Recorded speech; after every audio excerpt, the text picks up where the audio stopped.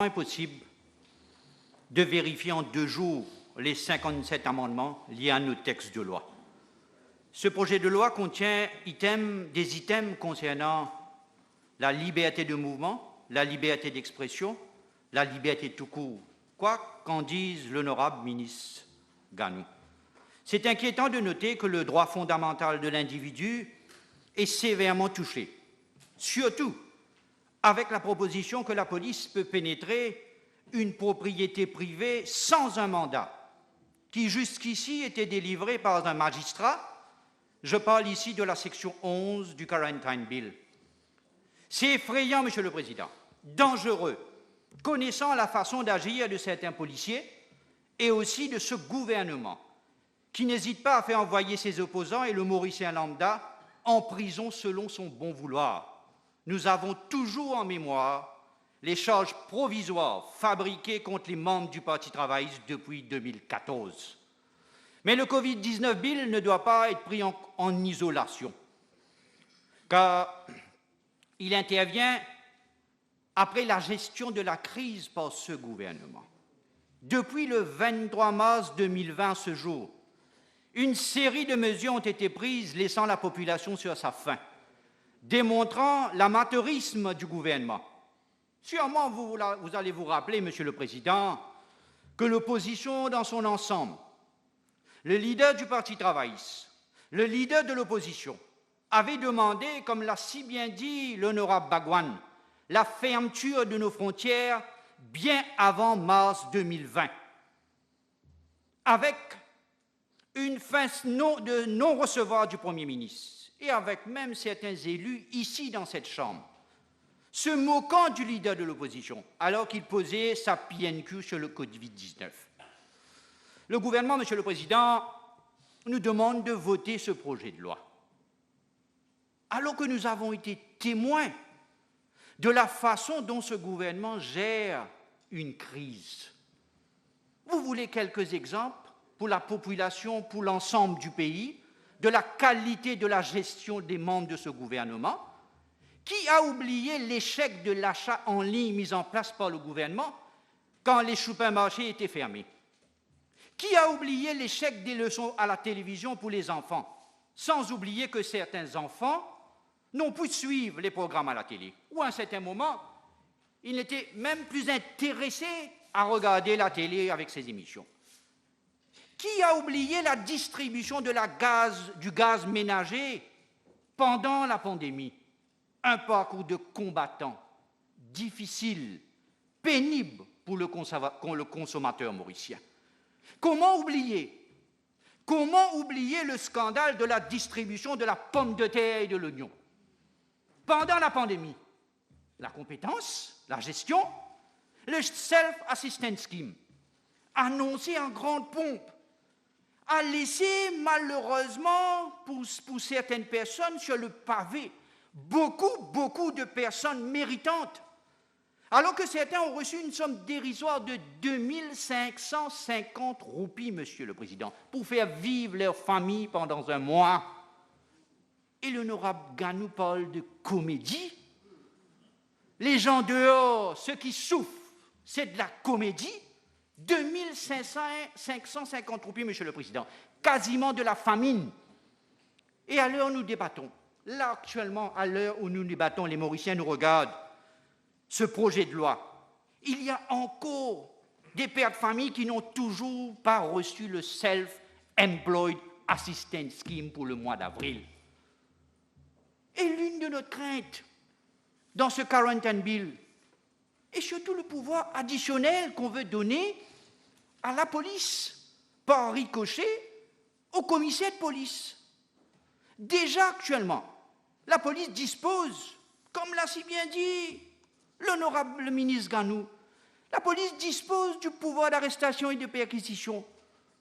Et nous avons constaté, que tout le monde l'a constaté pendant la pandémie, les abus de certains policiers vis-à-vis des Mauriciens en cette période de Covid-19. Et ce projet de loi veut donner encore plus de pouvoir à certains policiers, leur permettant d'agir selon leur bon vouloir, sans avoir recours à un magistrat, qui jusqu'ici était le seul habilité à signer un mandat d'arrêt ou une perquisition. Dois-je rappeler, dois-je refaire référence que le commissaire de police aujourd'hui, ce commissaire de police à qui on veut donner du pouvoir, est un commissaire de police sous contrat, dépendant de l'exécutif, donc de son renouvellement de contrat. C'est extrêmement dangereux. Avant de présenter ce bill, le Premier ministre aurait dû au moins nommer un nouveau commissaire de police, et full-fledged commissioner of police. Nous sommes entièrement d'accord au sein de l'opposition que la police doit faire son travail, là où c'est nécessaire. Mais nous devons être d'accord qu'il y a des abus, des excès de zèle de certains policiers. Qui a oublié l'épisode de Cité Valédi, où la police a fait irruption chez une famille, usant de la force, tabassant, torturant une famille en direct. Cela a mené à l'arrestation d'un policier sous la pression populaire. J'ai peur, l'honorable Raoult parle de Mussolini, un dictateur. Mussolini. Je ne sais pas s'il était un adepte de Mussolini, un dictateur d'Italie, mais ça fait peur. Ce projet de loi déjà donne trop de pouvoir à la police. Trop. Trop de pouvoir à la police. Des adeptes de Hitler, de Mussolini. Ce projet de loi, Monsieur le Président, donne trop de pouvoir à la police. Ce pouvoir de la police, Monsieur le Président, qui ferait d'un malade un suspect, qui ferait d'un malade un criminel, alors que pendant le confinement du 23 mars au 15 mai, donc demain, la police n'avait pas besoin de tel pouvoir pour traquer les malades, pour faire respecter le couvre-feu. Posons-nous la question, posez-vous la question, Monsieur le Président, hein, vous posez-vous la question? Pourquoi maintenant? Le confinement tient à sa fin.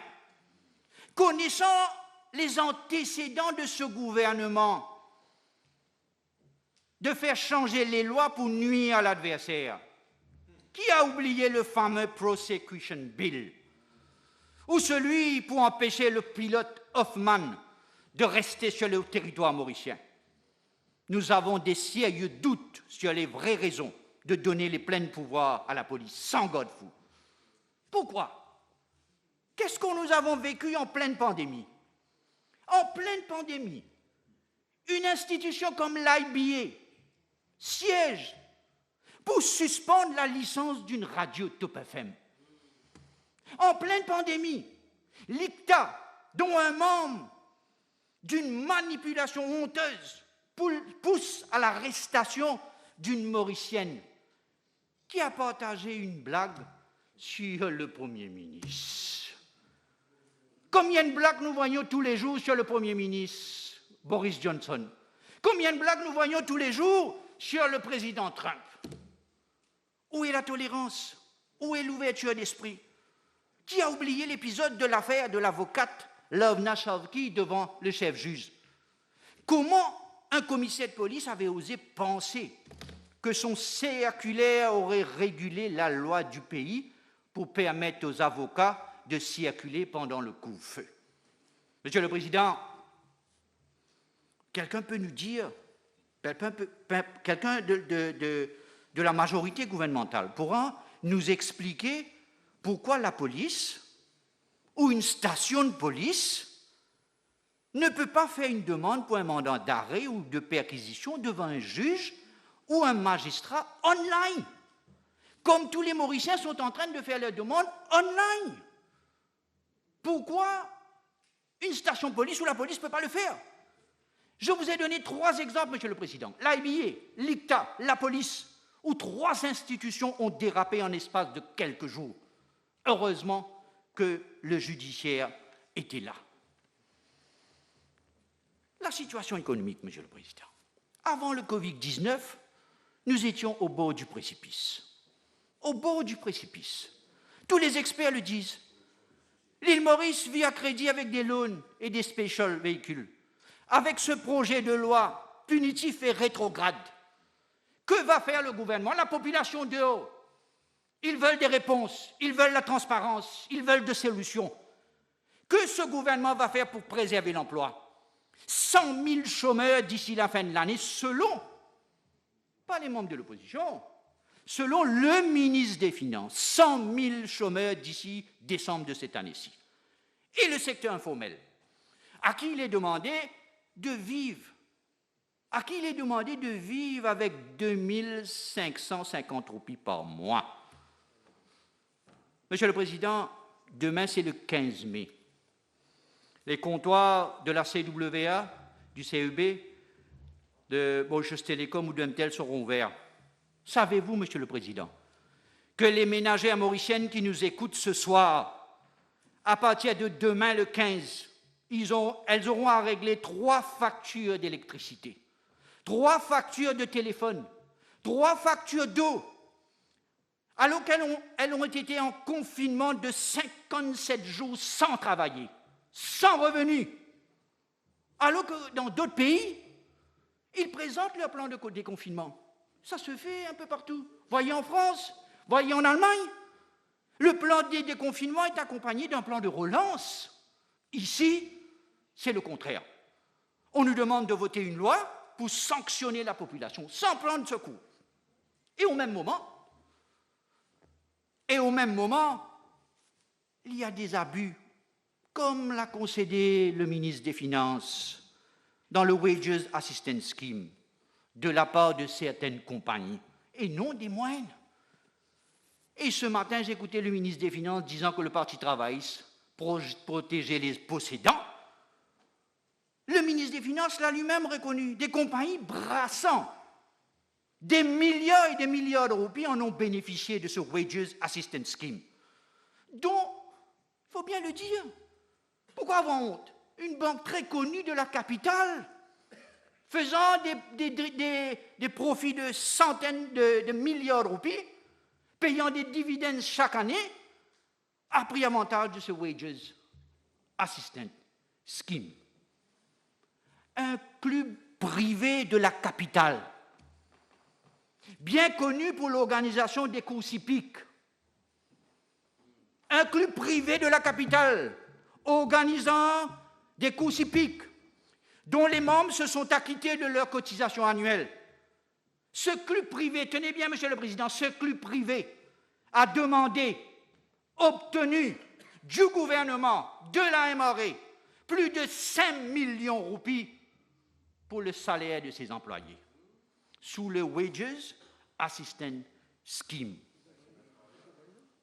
Il organise des courses hippiques à Port-Louis,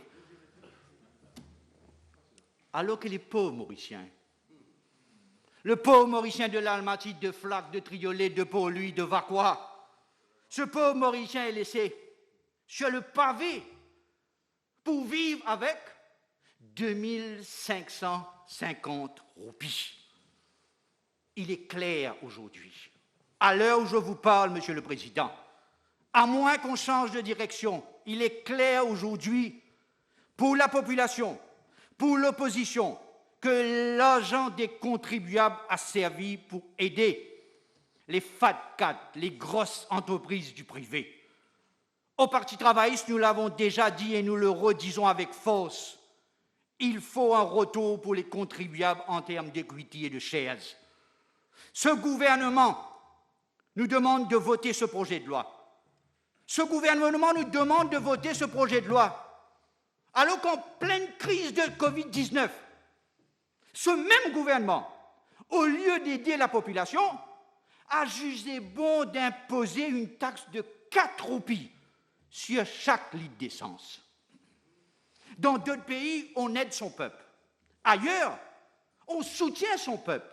Ici, on taxe son peuple. Ce n'est ni plus ni moins qu'une punition, Monsieur le Président. Les PME, pourvoyeurs d'emploi. J'ai rencontré quelques responsables des PME, des petites et moyennes entreprises. Ils ont besoin du soutien de l'État. Ce qu'il dit, c'est que le ministre ne veut pas comprendre. C'est que dans les petites et moyennes entreprises, il n'y a pas que les salaires comme dépenses.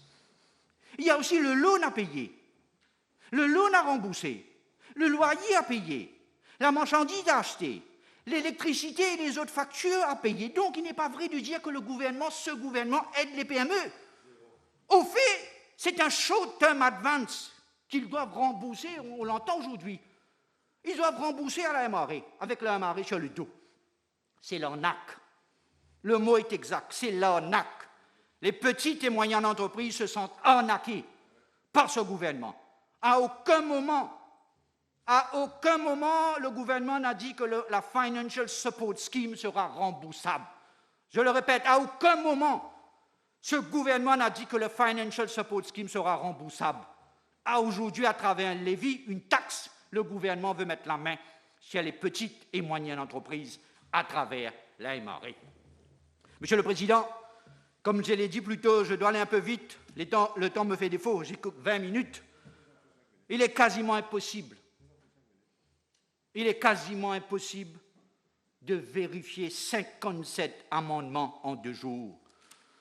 Faut lire, je conseille aux membres du gouvernement d'aller lire la lettre du vicaire général Jean-Maurice Labou, aumônier de la commission diocésaine Justice et Paix. De ce que la commission diocésaine Justice et Paix dit, la précipitation à laquelle ces amendements sont présentés, il n'y a pas de dialogue. Le pouvoir à la police fait peur, le droit des travailleurs et la liberté des citoyens. Ce ne sont pas les membres de l'opposition, c'est la commission diocésaine Justice et Paix. Monsieur le Président, les 57 amendements de jour et en 20 minutes, ce n'est pas évident. Bien souvent, comme dirait l'anglais, the evil is in the details. Sur le fond, ce projet de loi ne répond pas aux attentes de la population, mais abuse de ses droits. Mais il faut le dire, j'entends les membres du gouvernement, la plupart de ceux qui ont parlé jusqu'ici, dire que nous avons pu, le gouvernement, avec la vision du Premier ministre, avec la vision du gouvernement, nous avons pu contenir cette pandémie. Disons la vérité. Si la pandémie a été maîtrisée jusqu'ici, c'est surtout grâce au sacrifice, à la discipline, à la coopération des Mauriciens. D'abord, disons un grand merci aux Mauriciens. Il n'y a pas lieu de punir dans ce projet de loi, sous prétexte du Covid-19, ce jeune Mauricien qui cherche à se construire un avenir. Et il n'y a pas lieu à punir dans ce projet de loi cette vieille ou ce vieux qui nous écoute ce soir, qui a tant donné à son pays.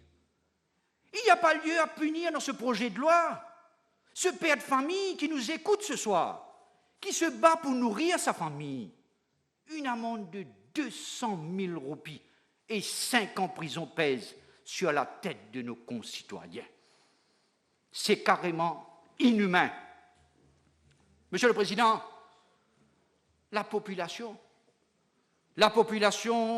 mauricienne sera la seule à mettre la main à la poche. J'ai entendu le ministre des Finances annoncer fièrement que le CEB va contribuer 10 millions de roupies au Solidarity Covid Fund. Très bien, mais c'est l'argent de qui? L'argent des consommateurs? L'argent des contribuables? Mais ce que le ministre des Finances ne dit pas, et ce que nous ne savons toujours pas, comment cet argent sera utilisé? Alors qu'Air Mauritius est en presque liquidation, 7 milliards de roupies disparaissent de la State Bank. Il n'y a ni sanction, ni coupable, ni arrestation. Mais pour la population, un cadeau, une loi répressive. Et on lui demande de financer qui? Business Mauritius. C'est concernant la Banque de Maurice. Quelques mots dessus.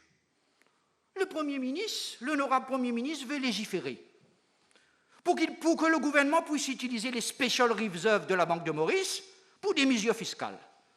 Il n'est pas question, je sais que vous avez la majorité, que vous allez voter ce projet de loi, mais il n'est pas question pour l'opposition de donner un chèque en blanc au gouvernement, après que ce gouvernement ait dévalisé la Banque de Maurice de plus de 18 milliards de roupies.